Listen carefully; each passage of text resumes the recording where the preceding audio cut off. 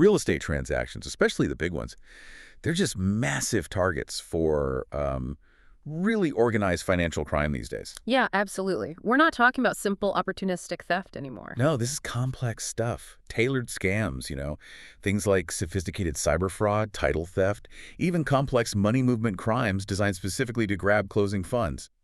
Millions sometimes. Exactly. And that's why, for anyone involved in these deals, particularly agents handling high-value properties, the whole threat landscape has shifted. Vigilance isn't just a good idea anymore. That's the baseline. It's the core defense, yeah. So our mission today, really, is to equip you, the real estate professional, with the insights you need to spot these risks and hopefully stop them before they cause, well, catastrophic loss. And the sources we're drawing on for this deep dive are, I think, pretty unique. We've got perspectives from the front lines. Right. We're talking law enforcement, specifically the Charlotte County Sheriff's Economic Crimes Unit, plus industry experts from banking and title companies. And crucially, we also have the attacker's viewpoint. Yeah, this is fascinating. Insights straight from a former cybercrime felon, someone who knows the playbook from the inside. That dual perspective is, I think, essential. We have to get past just ticking security boxes. We need to understand how these professional criminals actually think, how they anticipate your defenses. Okay, let's ground this, start local. Because this isn't some abstract, far-off problem, is it? Not at all. Law enforcement right here in Charlotte County, they're dealing with currently around 30 active economic crime cases. 30 cases. Yeah. And the total loss? Estimated around $30 million in victim losses, just from those active cases. Wow, 30 million. That figure alone should be a major wake-up call for any agent handling significant sales in this area. We really should. And it's important to understand who they're targeting, too. It's not random. Right. What are the demographics they look for? Well, areas like this, with maybe a higher proportion of long-term residents, sometimes older folks, people who've built up assets over time, they're prime targets. Why them specifically? Criminals see that accumulation of assets, and honestly, they often exploit a perceived level of trust as a key vulnerability. They push hard on that. And the economic damage. It doesn't stop with the initial victim, does it? Our sources mentioned a multiplier effect. Yeah, that was a really shocking finding. Every single dollar stolen in these scams ends up costing the local economy roughly $1.50. $1.50 for every dollar lost. How does that work? What's the ripple? It's all the downstream stuff. Think about it. Yeah. Missed commissions for agents, maybe damage to a brokerage's reputation, lost title fees, significant legal costs fighting it afterwards.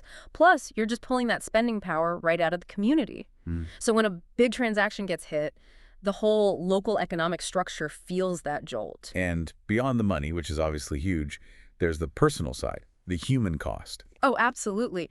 We have to remember these financial crimes cause repeated harm. It's not just the initial loss. Victims often face really severe emotional distress, anxiety about personal safety, especially if their data is exposed and keeps lingering out there, or if they receive threats during the recovery attempts. It's terrifying. So this awareness, it's not just about protecting a deal or a commission. No, it's about protecting people, fundamentally. Okay, so that's the landscape. Let's get into the mechanics.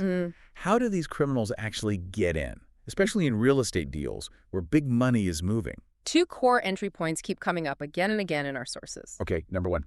Business email compromise, BEC. It's a term we hear a lot. Right, but what's the criminal actually doing with BEC? What's the goal? The goal is basically to masquerade, to impersonate someone trusted. They don't always need to, completely take over your network. Sometimes they just need to slip into the email system of one party, the agent, the title company, maybe the brokerage itself. How do they manage that? Often it's simpler than you'd think. Slight variations in an email address that look legitimate at a glance, or maybe spoofing an entire domain name. Then they just sit quietly, watch the email traffic, waiting for the perfect moment, usually right before closing. Then they jump in, send fake instructions, and redirect the wire transfer. Okay, so BEC is one major vulnerability. What's the second big entry point? This one's maybe harder to hear, but it's often down to us. A simple lack of thorough due diligence by the people on the front lines. Agents, title folks, buyers, sellers. Maybe rushing, maybe relying on signals that just look okay on the surface. So how do we fight that? How do we sharpen that diligence? Law enforcement has a tool for this, right? A mnemonic? They do. It's called LOURE. LOURE. Think of it like the scammer's checklist, but you can use it as your own warning system. Okay, let's break that down. LOURE. If I get a suspicious email, where do I start? L. L is for C's. Looks legitimate. They're good at this. They'll copy Yeah. logos, signature lines, the tone of the person they're impersonating. It looks real. Okay, looks legit. Then U. U is urgency. This is key. There's always pressure. The wire has to go now. The deal will collapse if you delay. You must act immediately. That pressure tactic. Okay. R is Okay. response required. Yeah. They need you to do something. Click this link, call this new phone number they provided, send the money, authorize the change. And that leads to E, which is really the danger point. Exactly. E is the external link or request. This is the action that separates you from your money or your login details. It directs you away from safety. If an email or communication hits all 4 of those LOURE points, Stop everything. immediately, full stop, don't proceed, Yeah. verify through a completely separate, trusted channel. Okay, so urgency is a weapon. Besides that obvious pressure, what other, maybe less obvious red flags should make an agent pause and really ramp up their due diligence? Look for things that just feel off about the transaction context. Agents should definitely flag, say, out-of-area sellers or owners who are only here seasonally. They're just inherently harder to verify physically. Makes sense. Yeah. What else? Maybe a sudden refusal of standard things, like inspections, or really atypical payment behaviors, sudden complex refund requests, last-minute changes to escrow instructions that don't quite add up.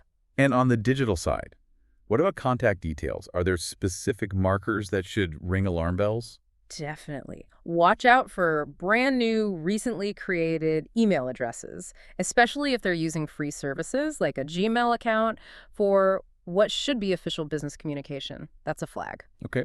And phone numbers? Yeah. Be wary of VoIP numbers, voice over IP. They're super easy to get, easily disposable, and much harder to trace than a standard cell or landline. And fundamentally, any request that combines that urgency element with a demand for secrecy, that's basically a 5-alarm fire. You need to investigate that immediately. Let's talk about a real case that highlights how low-tech some of these scams can be. The title company website built with a free site builder. Tell us about that. Yeah, this case really drives home the point. It's a perfect example of low tech leading to high impact fraud.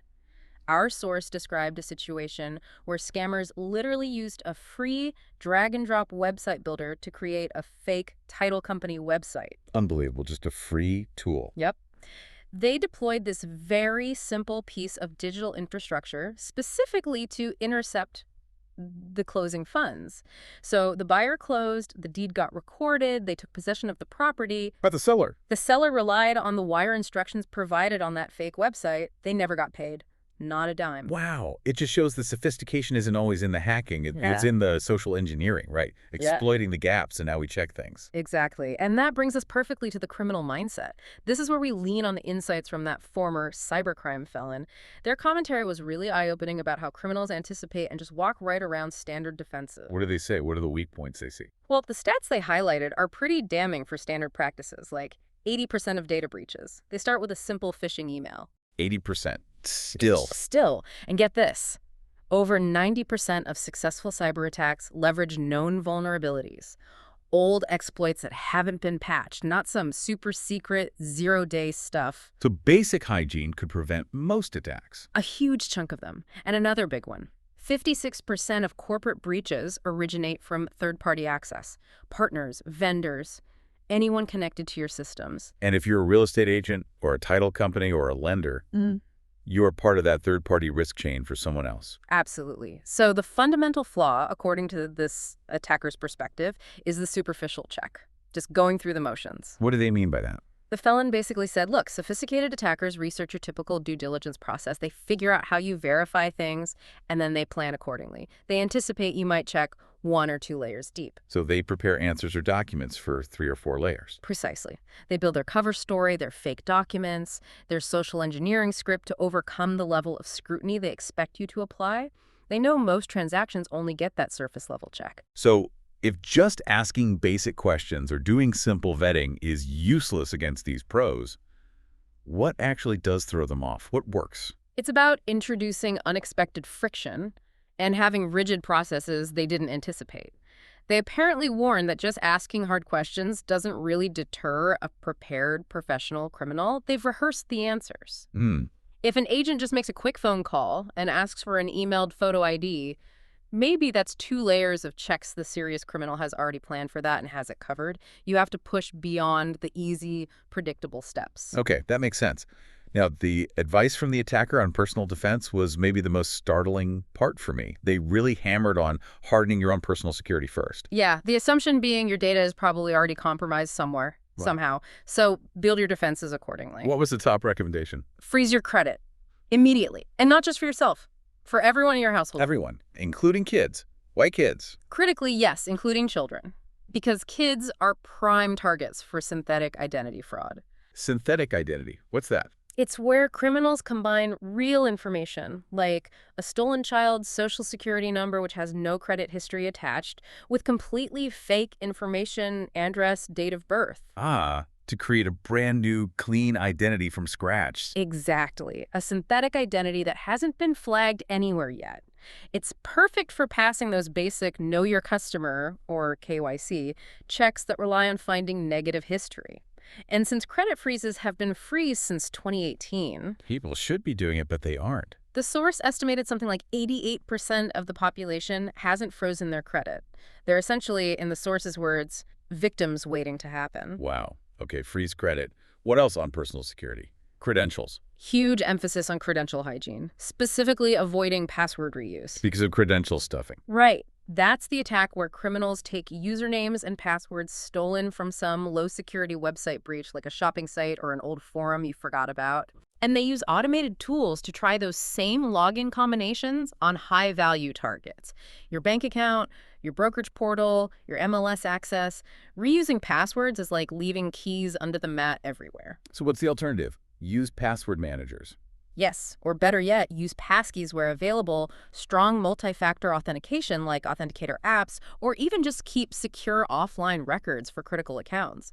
Just don't reuse passwords online. Okay, so the big picture is tools alone won't save you. Superficial checks are basically useless against pros. Our defense has to be built on rigorous, repeatable process. That's the core message from all the experts, yes. Which brings us to the absolute highest risk channel in real estate transactions. Wire fraud. Wire fraud is the nightmare scenario because once that money is gone, recovery is incredibly difficult, almost impossible sometimes. Why is it so hard to get back? Speed, mostly. No security tool can reliably stop a wire transfer that you authorized, even if you were tricked into authorizing it. And that money can move across multiple international borders in literally minutes. Experts estimate the window you have to actually recall the funds. It might only be 4 to 12 seconds. Seconds, not minutes or hours. Seconds before it hits the next bank in the chain and becomes exponentially harder to stop. Speed is the absolute enemy of recovery in wire fraud. Okay, so if recovery is that unlikely, prevention through process is everything. Yeah. What did law enforcement and the banking experts stress as the non-negotiable rule? Independent verification.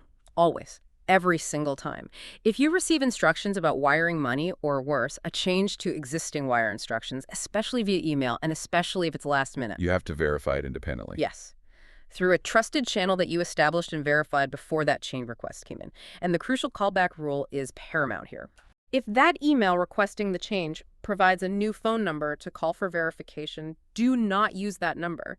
That's almost certainly the fraudster waiting to verify their own fake instruction. Ah, okay. So you must use the phone number or contact method you already had on file and knew was legitimate from the start of the transaction. Correct. Even if it feels redundant or takes an extra minute, that's the discipline required. So we need to move beyond that simple two-layer check, maybe the email, plus a quick callback to the number in the email to a true multi-layer verification standard. That's exactly right. Your internal policy, your brokerage's policy, must demand multi-channel verification, at least 2, preferably more, independent methods for confirming any change in sensitive customer information or payment instructions mid-transaction. And that means really cross-referencing things. Yes. Cross-triangulating the data points. Name, the original phone number, the original email address. And actively checking for those red flags we mentioned. Is the phone number suddenly a VoIP number? Is the email newly created? You need multiple yes answers from trusted independent sources before proceeding. The sources mentioned brokerages sometimes resist this because it adds friction to the deal. Yeah, there can be pushback. Robust policies can sometimes feel like they slow things down, but that aversion to fiction is a massive gamble. It usually only changes after a brokerage experiences a catastrophic loss themselves. That friction is your protection.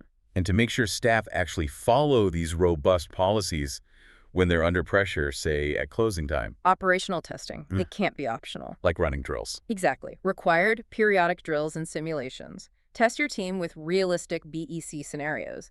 Fake earnest money refund requests. Phishing emails with links to fake login pages or lookalike title company sites. You have to practice the response. Because if you don't test the process, It will fail when a skilled attacker applies real pressure.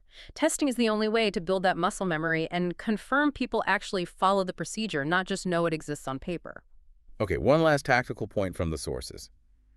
If a wire is lost, despite best efforts, there was an interesting strategy mentioned for potentially speeding up the recovery attempt. Yes, this was a critical piece of intel, particularly involving the banks. The advice now, especially for losses over a certain threshold, say $5,000, is for the bank to consider filing the initial fraud report as the victim themselves, rather than waiting for the customer. Why does the bank filing help? It seems to accelerate their own internal access to transaction records and information sharing between institutions. It can help bypass some of the lengthy subpoena delays that often give criminals the time they need to move the money completely out of reach, especially across international borders. It's a way to potentially shave critical hours or even days off the response time. Interesting. Okay, so wrapping this up, this deep dive really underscores that just relying on surface signals, on things looking okay, is incredibly dangerous now.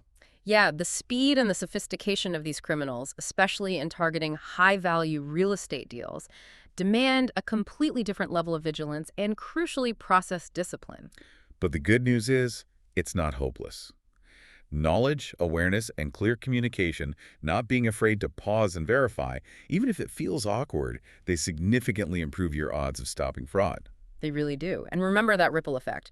One successful fraud, one single compromised wire transfer, it will cost far, far more in money, reputation, and stress than years of consistently applying strong prevention measures and sticking to robust, multi-layer verification policies. The investment in prevention pays off massively. So thinking about this for yourself, as you review your own transaction protocols, we know criminals are actively building synthetic identities now using AI tools, mixing real and fake data, specifically designed to defeat those standard one or two layer know your customer checks. Right. They're anticipating your basic checks. So that brings us to the final thought for you to consider. If the criminals are already prepared to beat the first one or two layers of vetting, what specific additional step could you implement tomorrow? Something beyond just checking for VoIP numbers or new emails. What extra layer of verification, what deliberate point of friction can you add to ensure you are not the easy target who only checked one or two layers deep? Think about that friction, because in this environment, that vigilance, that willingness to add friction for safety, that is the new due diligence.